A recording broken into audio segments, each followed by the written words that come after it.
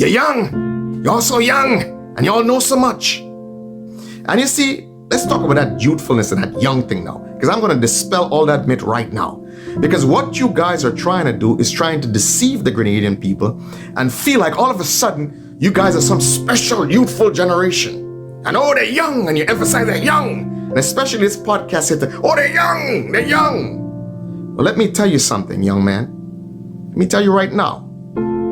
Listen to me carefully. Youth and youthfulness and being young is not, hear me out, is not a prerequisite for leadership. You know what is a prerequisite for leadership? Competence. The ability to do and deliver what you are expected to do. Competence. Remember that word, competence.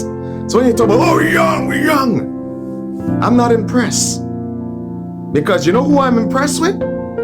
I am impressed with the young men who, under the terror of debt, who under the terror of losing their life, some of them 15, barely 17, stood up against one of the greatest army in the world.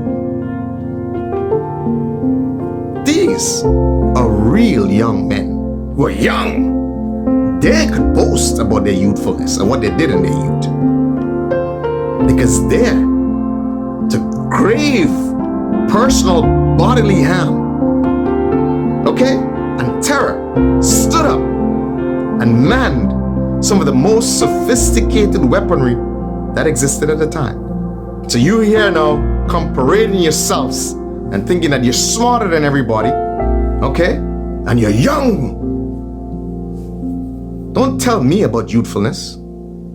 Don't tell Grenadian people who know better about youthfulness and what the youth of Grenada has always been progressive. What you guys are unique?